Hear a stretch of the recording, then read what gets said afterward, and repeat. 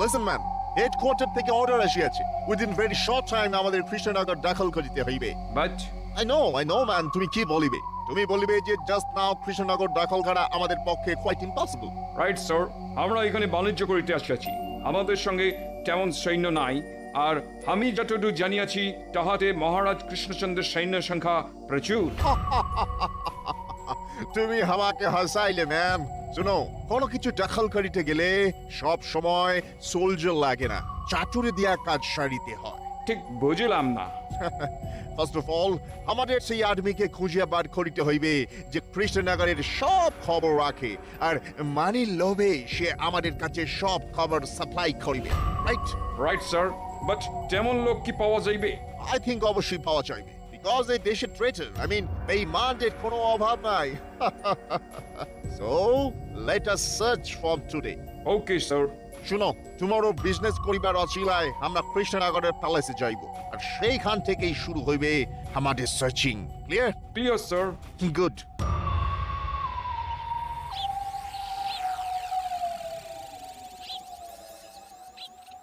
গিন্নি, ও গিন্নি, কোথায় গেলে গো?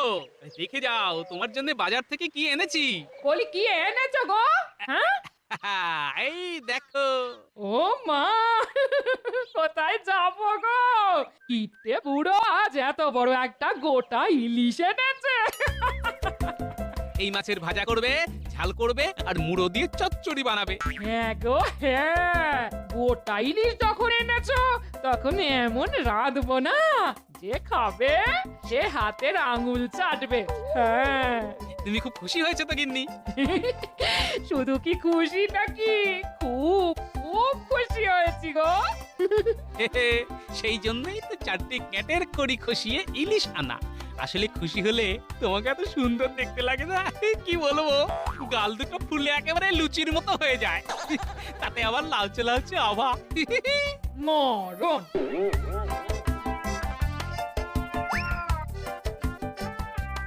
মহারাজ, শুনলাম নাকি আপনার রাজসভায় আজ দুজন লালমুখো সাহেব আসছেন। এই কি শুনেছো, ওরা নাকি কৃষ্ণনগরে ব্যবসা করতে চায়। আশ্চর্য! কেন কেন কেন আশ্চর্য কেন?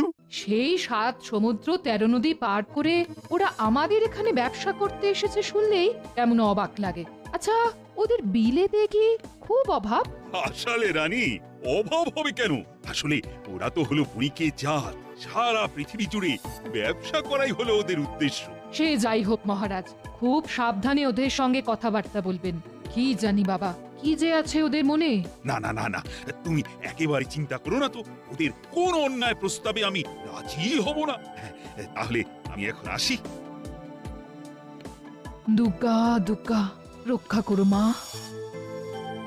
মহারাজ, সাহেবরা তো এখনো এলো না। দেখো, আশা না আশা ওদের ব্যাপার, ওরা এলেও ভালো আবার না এলেও ভালো, তাই ওসব নিয়ে আমি মাথা ঘামাচ্ছি না। কিন্তু লালমুখো সাহেব বলে কথা। সাহেবের নাম শুনেই মন্ত্রীমশাই কাত, তা সাহেব দেখলে তো হয়ে যাবে মত। এই তোমরা থামো তো, কথা নেই বার্তা নেই, সব কথায় শুধু হ্যাঁ হ্যাঁ হ্যাঁ হ্যাঁ। Shall we come in, মহারাজ কৃষ্ণচন্দ্র? আসুন সাহেব, আসুন আসুন, আপনাদের জন্যই তো আমাদের মহারাজ অপেক্ষা করছেন। Good, very good. বসুন সাহেব, এই কেদারা দুটোতে আপনারা দুজন আরাম করে বসুন। Thank you. মন্ত্রীর কাজকর্ম দেখলে না গা জ্বলে যায় একেবারে।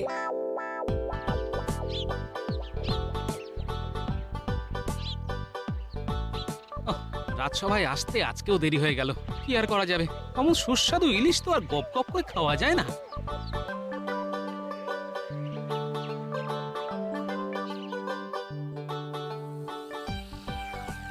কি অসভ্য রে বাবা, ঠ্যাঙের উপর ঠ্যাং তুলে মহারাজের দিকে পা করে বসে আছে, কোন রকম শিক্ষা দীক্ষা নেই দেখছি।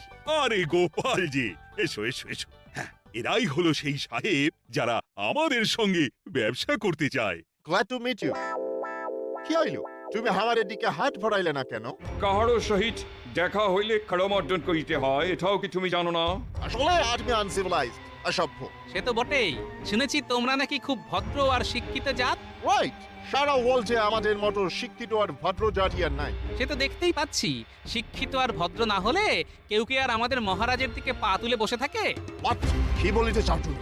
বলতে চাই যে মুখে ভদ্র আর শিক্ষিত বলে বড়াই করলেও তোমাদের মতো অশিক্ষিত আর অভদ্র মানুষ এর আগে আমি দেখিনি। মহারাজা কৃষ্ণচন্দ্র, তোমার এই আর্মি কিন্তু আমাদের ইনসাল্ট করিতেছে। মহারাজের দিকে পা তুলে বসে তোমরা মহারাজকে অপমান করতে পারো, আর আমি বললেই যত অপমান। শোনো সাহেব, এদেশে যখন এসেছো তখন আমাদের কাছ থেকে ভদ্রতাটা শিখে নাও, তারপর না হয় নিজেদের ভদ্র বলে জাহির করবে। How dare you? তুমি আমাদের উপরে দাও। অলরাইট কৃষ্ণচন্দ্র, এর ফল কিন্তু তোমাকে ভোগ করিতেই হইবে। আরে যাও যাও, তোমাদের মুরদ আমার জানা আছে। আমি তোমাকে খুন করিয়া ফেলিব। I will kill you. খবরদার সাহেব, গোপালের গায়ে হাত দিলে ফল কিন্তু ভালো হবে না। কি করিবে? কি করব? এক্ষুনি রক্ষীদের ডেকে তোমাদের কারাগারে পাঠিয়ে দেবো। এই মরেছে, এ তো লাঠালাঠি হবার উপক্রম হলো দেখছি। হ্যাঁ, না না, যেমন করে হোক সকলকে ঠান্ডা করতে হবে দেখছি। কুল সাহেব কুল, চট করে এমন এমন মাথা গরম করবেন না। এমন মাথা গরম করলে চলে? But তোমাদের গোপাল, ওর কথা ধরলে কি চলে সাহেব? ও এমন দুমদাম কথা বলে ফেলে ঠিকই, কিন্তু ওর মনটা আসলে খুব ভালো। বলিতেছ? কদিন আমাদের সঙ্গে মিশে দেখুন না, তাহলেই সব বুঝতে পারবেন। যান সাহেব, এখন কুঠিতে গিয়ে বিশ্রাম নিন, তাতে আপনাদের রাগ পড়ে যাবে। আর রাগ পড়ে গেলে তখন না হয় একদিন আপনাদের সঙ্গে ব্যবসা নিয়ে আলোচনা করা যাবে। অলরাইট, আজ আমরা চলিয়া যাইতেছি। Bye bye Krishnachandra. দেখলেন তো মহারাজ, সামান্য একটু মিষ্টি কথায় সব হাতাহাতি লাঠালাঠি কেমন থামিয়ে দিলাম। কিন্তু এমন অসভ্য লোকেদের সঙ্গে ভবিষ্যতে আমি কিন্তু কোনো ব্যবসার ব্যাপারে জড়াবো না। সেটাই ঠিক হবে মহারাজ। বেটাদের এত বড় আস্পর্ধা আপনার দিকে পা করে বসে থাকে। ঠিক আছে মহারাজ, সাহেবদের সঙ্গে ব্যবসা করতে হবে না। এখন মাথা ঠান্ডা করুন দেখি। গোপাল, তুমি একটু রঙ্গরসিকতা করে মহারাজের মন ভালো করার চেষ্টা করো তো।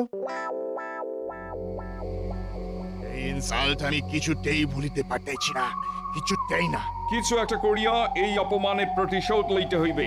রাইট, ওই কৃষ্ণচন্দ্র আর ওই গোপালকে বুঝাইয়া দিতে হবে যে ইউরোপিয়ানদের ইনসাল্ট করিলে তাহার ফল কি মারাত্মক হইতে পারে। ইয়েস। বড় সাহেব, একজন লোক আপনার সঙ্গে দেখা করতে চায়। উহার সাথে কোনো অস্ত্র নাই তো? না সাহেব, ভালো করে সব কিছু দেখে নিয়েছি। অলরাইট, মাকে পাঠাইয়া দাও।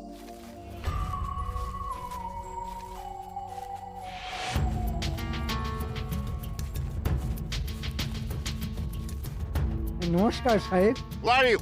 তুমি কে আছো? আমি হচ্ছি তাহলে ওই কথাই রইল সাহেব। ইয়েস। তাহলে এখন আমি আসি সাহেব। জাস্ট আ মিনিট, ইহার মধ্যে 1000 আছে, পুরো কাম হইয়া গেলে আরো পাবে। ধন্যবাদ ধন্যবাদ। কি বলিয়াছিলাম, এই দেশে ট্রেটার বিশ্বাসঘাতকের কোনো অভাব নেই। Right you said.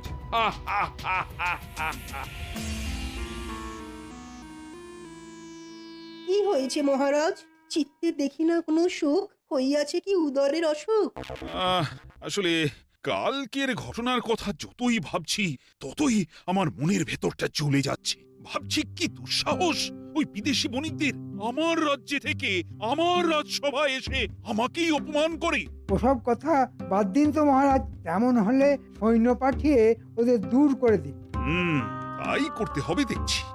একটা কথা বলবো মহারাজ? কি কথা? বলছিলাম কি, এসব কথা ছেড়ে চলুন না কাল কোথাও গিয়ে বনভোজন করে আসি। বনভোজন? গোপাল, তুমি কি বলো? বনভোজন করলে মন্দ হয় না মহারাজ। আহা, কতদিন যে কবজি ডুবিয়ে কচি পাঠার ঝোল মেখে ভাত খাওয়া হয়নি। সব ব্যাপারে গোপালের শুধু খাওয়া আর খাওয়া, যত সব। বারে মুখে বলছেন বনভোজন, আর সেই বনভোজনে যদি পেট পুরে ভোজনটাই না হয় তাহলে ব্যাপারটা কেমন মিথ্যে হয়ে যাবে না? মহারাজ কি বলেন? একেবারে ঠিক কথা বলেছ গোপাল। মন্ত্রী, বনভোজনে ভোজনের যেন কোনো ত্রুটি না থাকে, আর এই ব্যাপারটা কিন্তু তোমাকেই দেখতে হবে। তাহলে তো সৈন্যদেরকেও খবর দিতে হয়। কেন? বারে, মহারাজ বনে যাবেন আর তার নিরাপত্তার জন্য সঙ্গে সৈনিক থাকবে না? দেখো সেনাপতি, মহারাজ বনভোজনে যাচ্ছেন যুদ্ধ করতে নয়, তাই এক্ষেত্রে অযথা সৈন্য সামন্ত না নিয়ে যাওয়াই ভালো। তাতে বনভোজনের আনন্দটাই মাটি হয়ে যাবে। আমার মনে হয় সৈন্য নিয়ে যাবার প্রয়োজন আছে। কেন, সৈন্যরা গিয়ে কি করবে? হয়তো কিছুই করবে না, আবার হয়তো অনেক কিছুই করবে। তোমার না সব কিছুতেই বাড়াবাড়ি। আরে বাবা, সঙ্গে করে শুধু সৈন্য নিয়ে গেলেই হবে? তাদের খাবার ব্যবস্থা করতে হবে না? করতে হলে করতে হবে।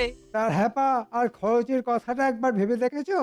না না, বনভোজনে কোনো সৈন্য নিয়ে যাওয়ার প্রয়োজন আছে বলে আমি মনে করি না। মহারাজ, আপনি কি বলেন? আচ্ছা, সঙ্গে করে সৈন্য নিয়ে যেতে মন্ত্রী মশাইরা তো আপত্তি কেন? না না না না না, এই সাথে করে সৈন্য নিয়ে যাওয়ার কোনো প্রয়োজন নেই। পায়ে হেঁটে গল্প করতে করতে কাছাকাছি কোথাও যাব, আবার খাওয়া দাওয়া সেরে পায়ে হেঁটেই ফিরে আসবো। ও মন্ত্রী, তুমি কিন্তু এখন থেকেই সব আয়োজন শুরু করে দাও। আপনি কোনো চিন্তা করবেন না মহারাজ, কাল এমন ব্যবস্থা করব না যে ব্যবস্থার কথা আপনারা কোনোদিন ভুলতে পারবেন না।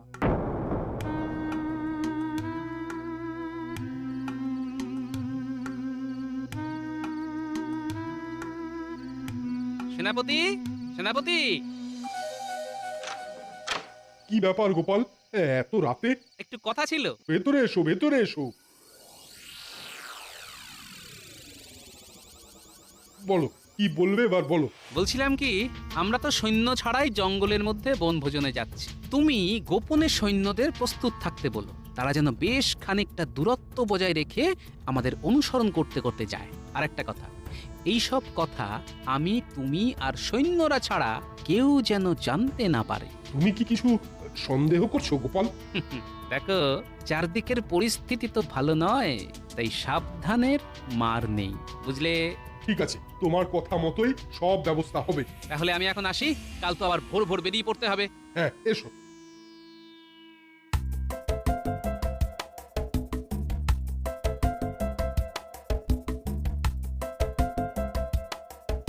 দেখেছো গোপাল, জঙ্গলের মধ্যে কেমন একটা শান্তি বিরাজ করছে।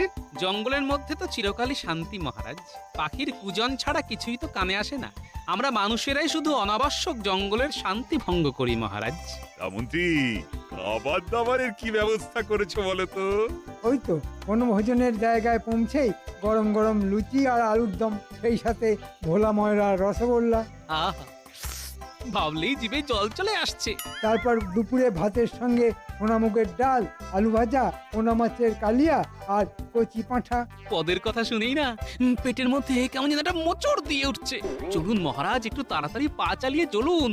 এসব উপাদেয় খাদ্যবস্তু পেটস্থ না করা অব্দি আমার যে শান্তি নেই মহারাজ।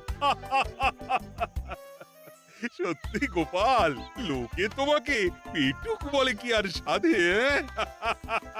মহারাজ, খাবার ইচ্ছে কিন্তু সকলেরই আছে। আমি শুধু প্রকাশ করে ফেলি বলেই আমার যত বদনাম।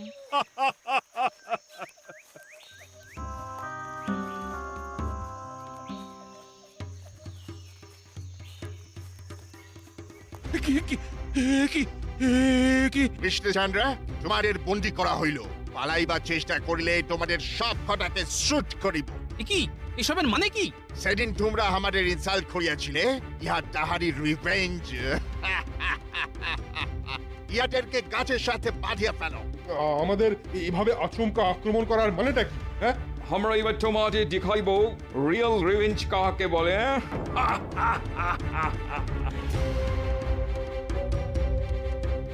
কাজটা কিন্তু ভালো করছো না সাহেব। মনে রেখো, এর ফল কিন্তু তোমাদের ভুগতে হবে।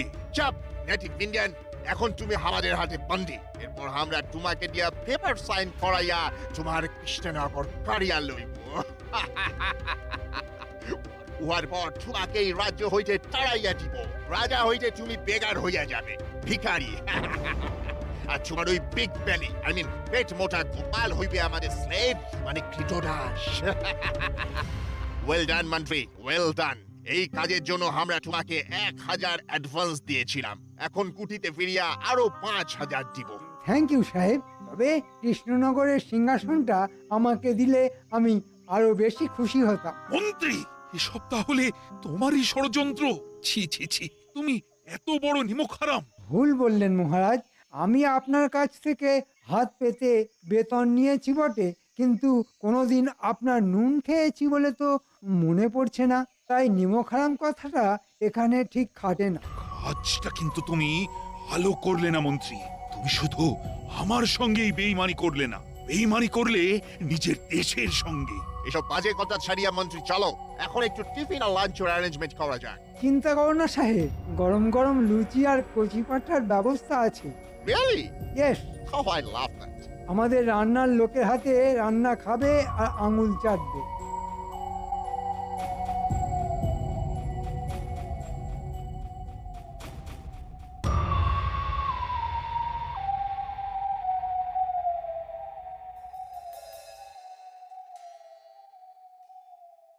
আহ, এ কি এমন করে মঙ্গল প্রদীপ নিভে গেল কেন? এ কি কোনো অশুভ লক্ষণ? না না না না, মহারাজ জঙ্গলে বনভোজনে গেছেন, ওনার কোনো বিপদ হলো না তো?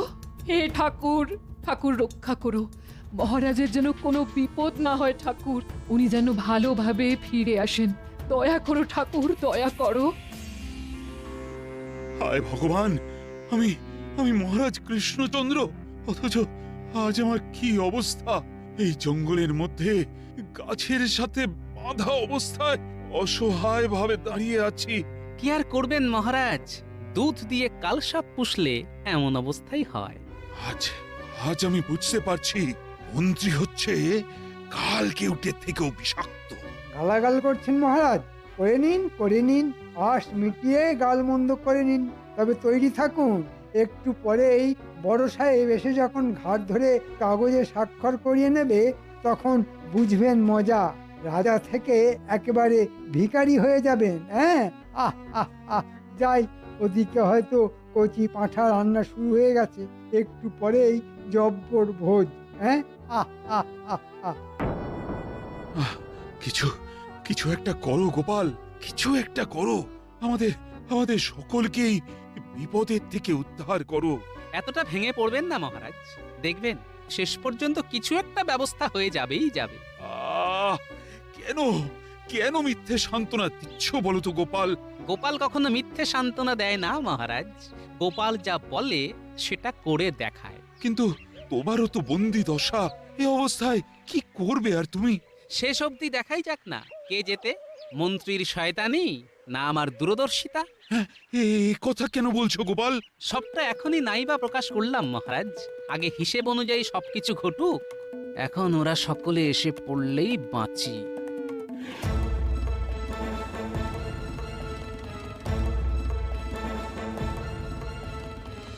কৃষ্ণচন্দ্র, এখন গুড বয়ের মতন এই পেপারটায় একটা সাইন করিয়ে দাও। কিসের স্বাক্ষর? নটি বয় কিচ্ছু যেন বুঝিতে পারিতেছ না। এই পেপারে লেখা আছে তুমি নিজের ইচ্ছায় তোমার সব প্রপার্টি স্থাবর অস্থাবর আমাদের দিয়া দিতেছ। অসম্ভব, অসম্ভব, আমি এই কাগজে কিছুতেই স্বাক্ষর করব না। কেন জেদ করছেন মহারাজ? এই লালমুখো সাহেবদের আপনি চেনেন না, এরা কিন্তু সব করতে পারে, দরকার হলে আপনার জীবন অবধি কেড়ে নিতে পারে। বাহ মন্ত্রী মশাই বাহ, আপনি দেখছি এই কদিনে সাহেবদের খুব ভালো করেই চিনে ফেলেছেন। ভালো ভালো, এক শয়তান তো অন্য শয়তানদের চিনবেই। মুখ সামলে কথা বলবে গোপাল, মনে রাখবে তুমি এখন আমাদের হাতে বন্দি। ইচ্ছে করলে তোমার ওই বেয়াদপির জন্যে তোমার জিভটা আমি ছিঁড়ে নিতে পারি। তাই নাকি? তা দেখি আপনার মুরত। শাট আপ বিগ বেলি, আরেকটা কথা বললে শুট করিয়া দেব। শুট মানে গুলি করে দেবে? তাহলে তো আমাকে তোমরা চিনতেই পারোনি। জেনে রাখো সাহেব, গোপাল ভাঁড় কিন্তু মরতে ভয় পায় না। Krishnachandra, don't waste our time. জলদি জলদি পেপারে সাইন করো, করো। কিছুতেই না। আমি তোমাকে লাস্ট চান্স দিতেছি।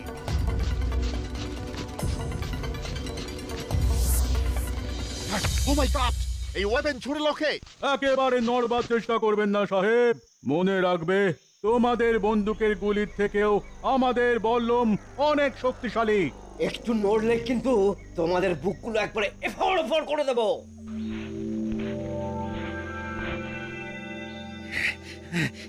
এবার এবার এগুলোকে ভালো করে দড়িতে বেঁধে ফেলো। আচ্ছা সেনাপতি, সৈন্যরা এখানে কি করে এলো? এদের তো এখানে আসার কথা ছিল না। তা হয়তো ছিল না মহারাজ, কিন্তু কাল রাতে গোপাল আমার বাড়ি গিয়ে ওই সৈন্যদের প্রস্তুত থাকতে বলেছিল। আরো বলেছিল সৈন্যরা যেন বেশ খানিকটা দূরত্ব বজায় রেখে আমাদের অনুসরণ করতে করতে আসে। গোপাল, গোপাল, হ্যাঁ মহারাজ, আপনাকে সম্পূর্ণ অন্ধকারে রেখে আমি সেনাপতিকে এই ব্যবস্থা নিতে বলেছিলাম, কারণ সৈন্য নিয়ে বনভোজনে আসার ব্যাপারে মন্ত্রীমশাইয়ের প্রবল আপত্তি আমার মনের মধ্যে কেমন একটা খটকা তৈরি করেছিল। আমার কেবলই মনে হয়েছিল যে এই আপত্তির পেছনে মন্ত্রীমশাইয়ের কোনো অভিসন্ধি আছে। তাই ধন্য, ধন্য গোপাল, তোমার তোমার দূরদর্শিতার বুদ্ধিমত্তার কোনো তুলনা নেই। আজ শুধু তোমার জন্যই এক ভয়ঙ্কর বিপদ থেকে আমরা সবাই রেহাই পেলাম। মহারাজ, এখন এই সাহেব আর মন্ত্রীকে নিয়ে কি করব? এই সাহেবদের নিয়ে যাবে আমার কারাগারে, আর মন্ত্রীকে শুলে চড়াবো না পাগলা হাতির মুখে ফেলে দেব সেটা ঠিক করব পরে। এখন এখন কাছের সঙ্গেই বাঁধা থাকো। ওরে বাবা, ফুল না হলে পাগলা হাতি। ওরে বাবা, দুটোতেই যে বড্ড লাগবে। তাহলে থাকো এখানে এইভাবে গাছে বাঁধা হয়ে, এটাই তোমার শাস্তি। চলো চলো সকলে। মন্ত্রীমশাই থাকুন তাহলে এখানে, এটাই আপনার উপযুক্ত জায়গা। ও মহারাজ, এই জঙ্গলের মধ্যে আমাকে একলা ফেলে রেখে চলে যাবেন না? এই জঙ্গলে বাঘ ভাল্লুক না থাকলেও শেয়াল, বন বিড়াল, বুনো কুকুর তো আছে। ওরে বাবা রে, হাজের আধার নামলে তা যদি সকলে এসে আমাকে কামড়াতে থাকে, ওরে বাবা, তাহলে যে আমার সর্বাঙ্গ বিষাক্ত হয়ে যাবে। ও মহারাজ, একটু দয়া করুন না, একটু দয়া করুন না, একটু দয়া করুন না।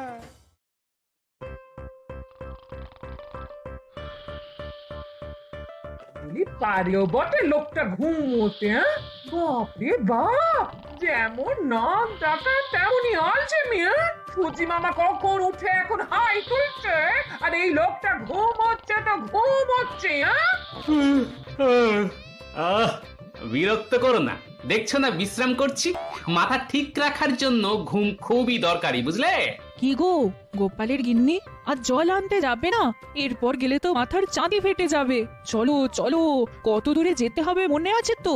বল শুনছো তো, মাথার চাঁদি ফাটিয়ে সেই কত দূর যেতে হবে, হ্যাঁ? আচ্ছা বলি, তোমার শরীরে কি কোনো দয়া মায়া নেই, হ্যাঁ? বউ সেই কোন দূর থেকে জল মাথায় করে নিয়ে আসবে, আর তুমি নাকে তেল দিয়ে ঘুমোবে, হ্যাঁ? তোমার নিশ্চয়ই কুম্ভকর্ণের বংশের জন্ম, তাই না? হ্যাঁ, ওই কুম্ভকর্ণ আমার মামাতো শালার পিস্তত ভাই। এই শোনো, তোমার সঙ্গে কথা বলার কোনো ইচ্ছেই আমার নেই। তোমার বাক্যিবান মহারাজকে গিয়ে শুনিও। আমি এখন চললাম। কথা বলতে বলতে যে নাক ডাকে সে একটা অমানুষ, সে ব্যাপারে আমার কোনো সন্দেহ নেই।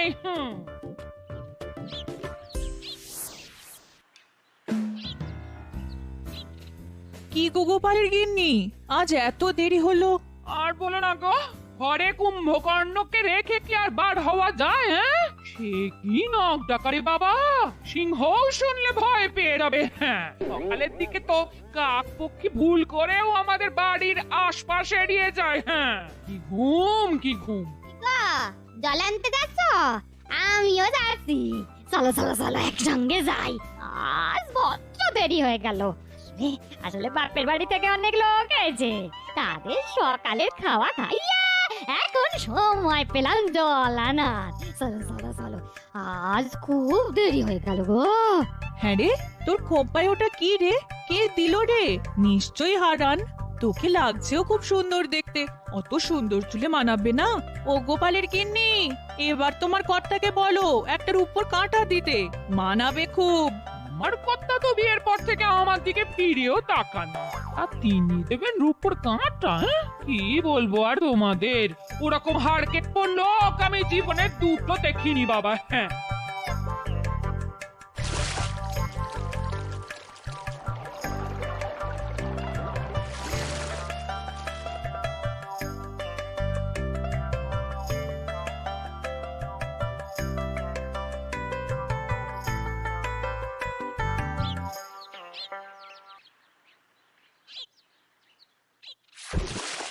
আরে আরে আরে, আহা, কলসিটা এমন ভাবে রাখলে যে ভেঙে যেতে পারে। খুব খুব অন্যায় হয়ে গেছে গো, আমাকে তুমি ক্ষমা করে দাও গো, আর হবে না। হ্যাঁ, বাবা, আজ কি কথা শুনি মন্থরার মুখে।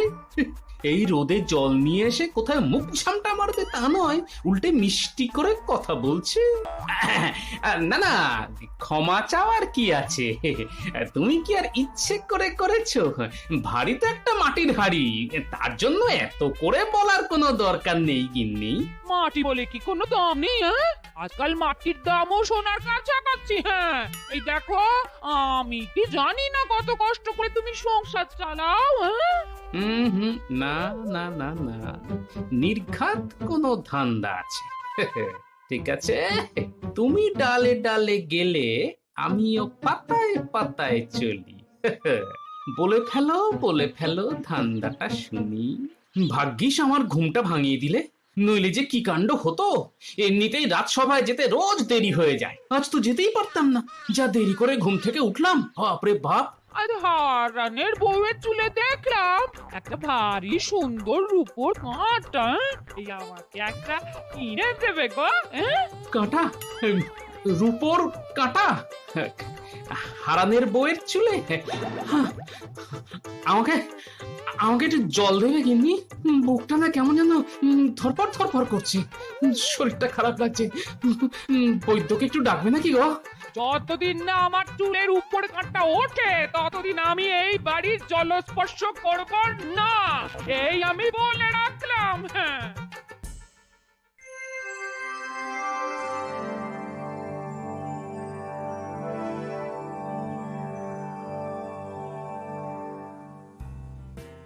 আজ গোপালকে এত শুকনো শুকনো লাগছে কেন? বাড়িতে কি কোনো অশান্তি হয়েছে? মহারাজ, গোপালের খাবার যা চাহিদা তা মেটাতে গেলে প্রত্যেক সংসারেই অশান্তি লাগবে। মহারাজ, আমি স্বীকার করছি আমার পেটটা একটু বড়, তার জন্য কি আমি দায়ী মহারাজ? ভুল বললে গোপাল, তোমার একটা পেট নয়, কম করে 10টা পেট ওই জ্বালাটার মধ্যে ঢুকে আছে। না না না, তুমি এভাবে কাউকে অপমান করতে পারো না মন্ত্রী। গোপাল খেতে পারে, তার জন্য দায়ী নিশ্চয়ই ও নয়। মহারাজ, মন্ত্রী মশাই জানেন না যে আমাকে কত কষ্ট করে খান 12টা পেট চালাতে হয়। তুমি কি লঙ্গরখানা খুলেছো নাকি? না, ঠিক তা নয় মহারাজ, আমার নিজের 10টা পেট, আমার গিন্নির একটা পেট, আর ওই নাতি নাতনি নিয়ে মোট 12 থেকে 14টা পেটের ভাতের জোগাড় করতে হয় মহারাজ। কি করে করি তা কেউ কল্পনাতেও আনতে পারবে না মহারাজ। তুমি কটা পেট চালাও তা জেনে মহারাজের কি লাভ? হ্যাঁ, তুমি কি মহারাজের কাছে তোমার মাসোহারা বাড়াতে আর্জি জানাচ্ছ নাকি? করতেই হবে না, অন্তত মহারাজকে আমি অনুরোধ করব তিনি যেন তোমার ওই আর্জি মেনে না নেন। আপনি যে মুখ দেখেই মনের কথা বুঝতে শিখেছেন তা জেনে খুবই পুলকিত হলাম। মহারাজের যদি মন্ত্রীকে এখন থেকে বাইরে একটা বসার জায়গা করে দেন, তাহলে ওই মানুষের ভাগ্য গণনা করে ওনার একটু বাড়তি রোজগার হয় মহারাজ, আর অন্য পথে রোজগারের কথা ভাবতে হবে না। মহারাজকে আমি কিছুতেই গোপালের ফাঁদে পড়তে দিতে পারি না। মহারাজ, গোপালকে এই সাহায্য করলে আমি কিন্তু আর রাজসভায় আসবো না, মন্ত্রিত্ব ছেড়ে দিতেও আমি রাজি আছি। না না গোপাল, দেখছো তো রাজসভায় তোমায় নিয়ে কেমন তর্ক হচ্ছে, আর আমি রাজা হয়ে এই বিতর্কের মধ্যে মোটেই থাকতে চাই না। আপনার অবস্থা আমি বুঝতে পারছি মহারাজ, আমার সমস্যাটা দেখি কি করে সমাধান করি, তবে আপনাকে এর মধ্যে আমি আর জড়াবো না, এই কথা দিলাম আপনাকে মহারাজ। দেখো গোপাল, তোমাকে আমি খুব ভালোবাসি, তাই খালি হাতে তোমায় ফিরিয়ে দেব না, কিন্তু সেটা ধারও নয়, দানও নয়। বুদ্ধি করে যদি আমার কাছ থেকে মোহর জোগাড় করতে পারো তো আমি বুঝবো তোমার এলেম আছে। মোহর তখন আমি তোমাকে দেব স্বেচ্ছায়, হাসতে হাসতে। সবই আমার কপাল, শেষ পর্যন্ত মহারাজকে ঠকিয়ে উপার্জন করতে হবে আমার।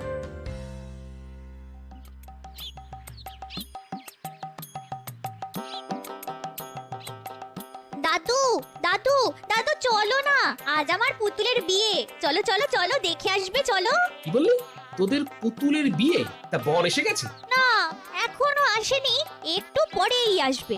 চলো না দেখে আসবে। হ্যাঁ, চল চল চল চল চল। তা কোণে কে সাজালো? দিদা কি সুন্দর সাজিয়েছে, তা চোখে না দেখলে বিশ্বাসই করতে পারবে না। মনে হয় তোর দিদার কোণে সাজার শখ হয়েছে।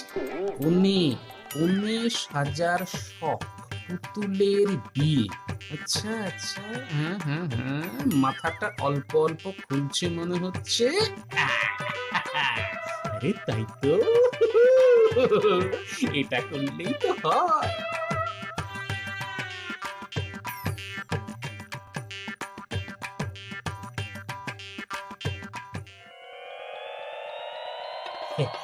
বাহ, কি সুন্দর তোর দিদা কোণে সাজিয়েছে রে, খুব সুন্দর, একেবারে যেন দিদাই।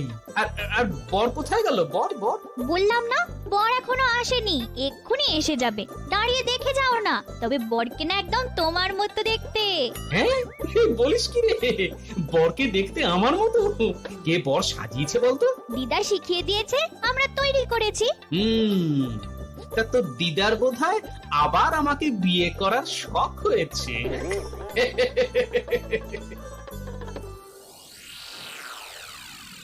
বুঝলে বউ, আজ গোপাল মহারাজের কাছে মোহর ধার চাইতে এসেছিল।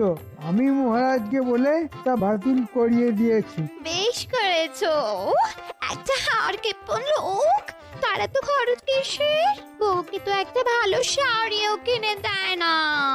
গয়নাগাটির কথা তো বাদই দিলাম, তাহলে এত মোহর ওর লাগে কি করে? কে জানে, এতগুলো প্রশ্ন নিয়ে এখন আর খেলা সামলাতে পারছে না, এই আর কি। আমার তো মনে হয় নিশ্চয়ই আর একটা সংসার আছে, না হলে এত মোহর ওর কোন কাজে লাগে? তা ঠিক কথাই বলেছো, দেখতে হবে ওর আলাদা কোনো সংসার আছে কিনা।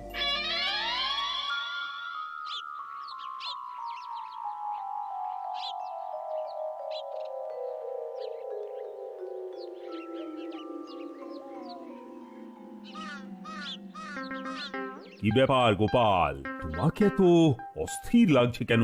হবে না, বুদ্ধি লড়াই লড়তে গেছে আপনার সঙ্গে, আমি থাকতে পেরে উঠবেন না, তাই এত অস্থির হয়ে আছে। হ্যাঁ, তাই নাকি গোপাল? তা তোমার এত বুদ্ধি, আমার সঙ্গে না হয় নাই বা পারলে, তাতে কি যায় আসে? আগে আপনার সঙ্গে বুদ্ধিতে আমি কখনোই পারবো না, বিশেষ করে মন্ত্রী মশাই যতক্ষণ আপনার পাশে আছেন সেটা আমি জানি। কিন্তু আমি একটা অন্য ব্যাপারে খুব ব্যস্ততার মধ্যে আছি মহারাজ। মহারাজ, দেখুন গিয়ে গোপালের অন্য কোনো সংসার আছে কিনা। এ কি বলছো তুমি মন্ত্রী? গোপালের আরেকটা সংসার আছে? না না না না, এ হতেই পারে না মহারাজ। আমার মনে হচ্ছে মন্ত্রী মশাইয়ের বুদ্ধির উন্নতি হয়েছে। কিভাবে এটা হলো তা খুবই রহস্যের ব্যাপার মহারাজ। কল্পনা শক্তি যে আপনার মন্ত্রীর এত প্রবল তা আগে জানতাম না মহারাজ। তোমার ওই কুমড়ো পটাশ মাথায় যদি ঘিলু থাকতে পারে, আমার থাকবে না কেন? আমায় ফাঁকি দেওয়া অত সোজা কাজ না মহারাজ। শোনো, তোমাদের এই সব কথার মারপ্যাচ আমি কিন্তু কিছুই বুঝতে পারছি না। আমায় খোলসা করে বলো তো গোপাল, মানে তোমার সমস্যাটা কি? মহারাজ, অপরাধ নেবেন না, আমি না মানে ওই আর কি, মানে বিয়ে করছি মহারাজ। বলেছিলাম মহারাজ, আমার ভাবতে লজ্জা লাগছে, এই বয়সে গোপাল আবার বিয়ে করতে যাচ্ছে। ছি ছি ছি। গোপাল, সত্যি করে বলো, এটা সত্য না রসিকতা? মহারাজ, আমি মিথ্যে কথা বলি না, সত্যি আমি বিয়ে করছি, এবং কালকেই। একেই বলে ভীমরতি, বুড়ো বয়সে এই রোগটা হয়। মহারাজ, এই অনাচার আমি মানতে পারছি না, হয় গোপাল এখানে থাকবে নয় আমি। কে থাকবে সেটা আপনি ঠিক করুন।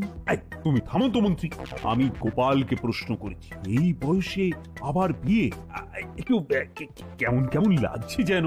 আসলে মহারাজ বলতে পারেন কিছুটা বাধ্য হয়েই এই বিয়েটা আমায় করতে হচ্ছে। বিশদে সব খুলে বলবো, এখন নাই বা বললাম, তবে এটা সত্যি যে আমি আবার বিয়ে করছি মহারাজ। কেন কেন কেন বাধ্য হয়ে? কেন বিয়ে আবার কেউ বাধ্য হয়ে করে নাকি? কখনো কখনো কখনো করে করে কখনো কখনো, সেটা শুনলে বুঝতে পারবেন। এসব বাজে যুক্তি মহারাজ।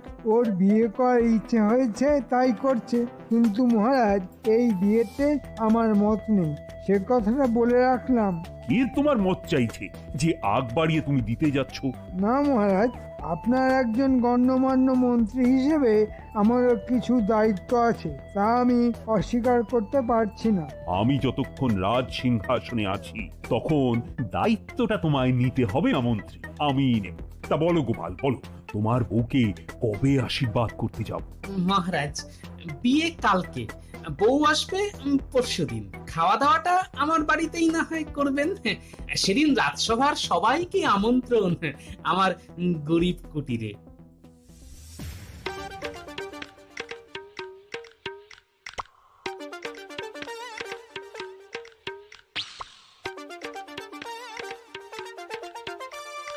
আরে গোপাল যে, শোনো শোনো শোনো, এদিকে এসো, এদিকে এসো। শোনো, মাছ কিনতে গেলে না আমার কাছ থেকেই কিনতে হবে, বুঝেছো? এখন লগনসার সময় তো মাছের যা দাম তুমি কুলোতে পারবে না, আর আমার কাছ থেকে নিলে সস্তায় টাটকা মাছ পাবে। হ্যাঁ, বুঝছো কিনা? তো কত কত মাছ লাগবে তোমার? কত? অনেক অনেক।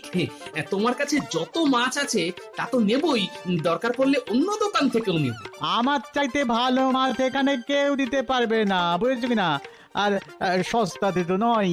দাও দাও দাও, যত পারো মাছ দাও, ভালো দেখে দেবে কিন্তু, নইলে বুঝতেই পারছো কি হবে।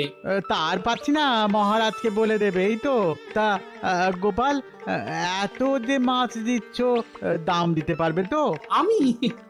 আমি দাম দেবো কেন? দাম তো দেবে মহারাজ, মহারাজের কথাতেই তো মাছ নিতে আসা। ও তাই বলো?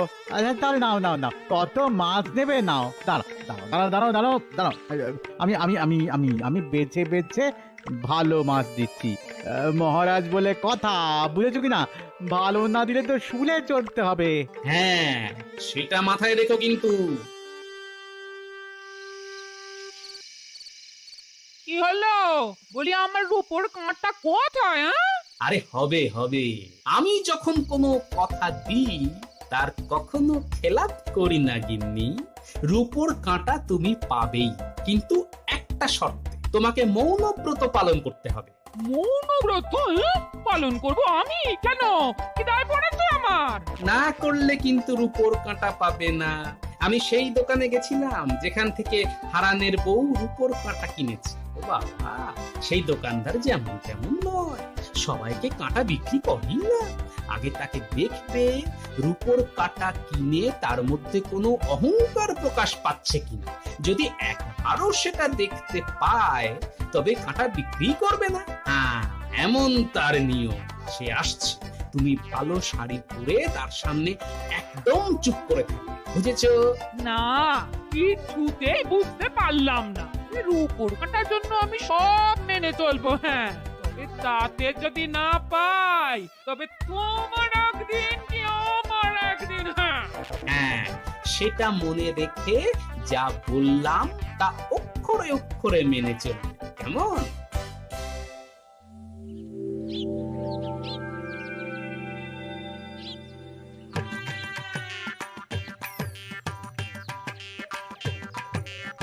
এই সন্তরা, আজ দিদা মৌনব্রত পালন করবে। তোরা একটা কাজ কর, দুটো কলা গাছ আর ঘট এনে বাড়ির সামনে লাগিয়ে রাখ।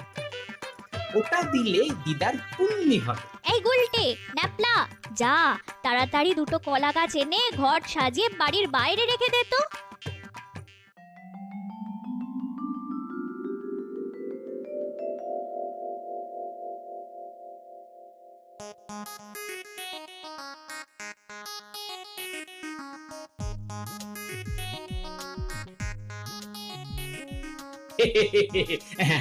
আসুন আসুন মহারাজ, আমার কি সৌভাগ্য, আজ আমার বাড়িতে আপনার পদধূলি পড়লো। ঠিক আছে ঠিক আছে, আমার সঙ্গে এতটা বিনয় না করলেও চলবে। তা দেখি দেখি তোমার বউয়ের মুখটা আশীর্বাদ করতে হবে তো। এদিকে আসুন মহারাজ, এদিকে আসুন। আরে লজ্জার কি আছে, তুমি গোপালের বিয়ে করাবো। এই নাও 100 সোনার মোহর, আমার তরফ থেকে এই উপহার দিয়ে তোমায় আশীর্বাদ করলাম। কি হচ্ছে কিছুই তো বুঝতে পারছি না। হ্যাঁ যাক বাবা, সোনার মোহর দিয়ে একটা রূপোর কাঁটা হবে না? নিশ্চয়ই হবে, নিশ্চয়ই হবে। গোপাল, তোমার বউকে বলো ঘোমটা সরাতে। এই মুখটা তো দেখি একবার। এবার মুখটা দেখাও বউ, স্বয়ং মহারাজ তোমার মুখ দেখতে চাইছেন। এবার ঘোমটাটা সরাও। কি গোপাল, এ তো তোমার পুরনো বউ, কিন্তু তুমি যে বললে আবার বিয়ে করেছো। মহারাজকে ডেকে নে, তুমি কি আমাদের সঙ্গে মস্করা করছো? মহারাজ, এর একটা বিহিত হওয়া দরকার। গোপাল, এটা তুমি কি করলে? আরে লজ্জায় যে আমার মাথাটা হেঁট হয়ে গেল। কেন মহারাজ, আপনার মাথা হেঁট হবে কেন? আমি তো আপনাকে বলেছিলাম আমি বিয়ে করছি। একবারও তো ভুলিনি পাত্রীটিকে। আপনিই বলেছিলেন বুদ্ধিতে আপনাকে পরাজিত করতে পারলে আমার প্রয়োজনের তুলনায় বেশি মোহর পাবো। আপনি মহান, নিজেই স্বীকার করুন। আমি কি কোনো তঞ্চকতার আশ্রয় নিয়েছি মহারাজ? তোমার সঙ্গে বাজিতে পরাজিত হতে আমার কোনো লজ্জাই নেই, বরঞ্চ এটা ভেবে আনন্দিত হচ্ছি একজন প্রকৃত বুদ্ধিমানের কাছেই আমি হার স্বীকার করেছি। না না না না, তোমার তুলনা একমাত্র তুমি গোপাল। আরে তাড়াতাড়ি বলো, তোমার মাছের দাম কত পড়েছে? নাও নাও, এই 5 মোহর। এটা কিন্তু একটু বেশি দিলাম। দামের কথা পরে হবে, আগে বলো তো মহারাজ মাছ খেয়ে কি বললেন? মহারাজ বললেন তো মাছ নয়, মনে হচ্ছে রসগোল্লা খাচ্ছি। একেবারে খাঁটির উপর কাঁটা দেখাও তো ভাই। গিন্নির জন্য নেবে তো, তাহলে এটা নিয়ে যাও। একদম খাঁটির উপর, কিচ্ছু মেশানো নেই। দাম কিন্তু একটু বেশিই পড়বে। আরে দামের কথা তুমি বলবে কেন? বলবো তো আমি। সোনা দিয়ে রূপো কিনছি, তাতে বলছো দাম একটু বেশি পড়বে? এই নাও সোনার মোহর। এবার কাঁটাটা হাতে দাও, গিন্নির চুলে পরিয়ে দিয়ে আসি।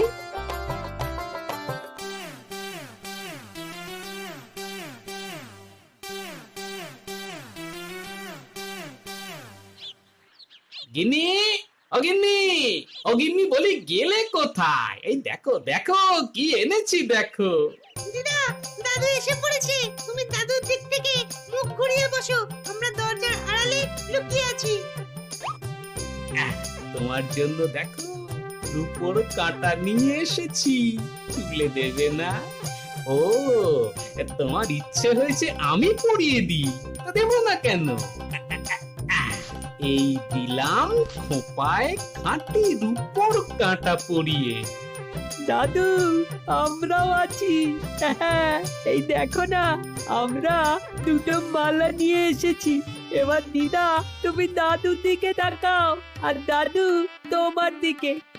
এই নাও মালা, দুজন দুজনকে পরিয়ে দাও। শুভ দৃষ্টি থেকে মালা বদল সব করতে হবে। রূপোর কাঁটা দিয়ে দাদু দিদার বিয়ে। দাদু বলল বুড়ি, আমার মুখ পুরি।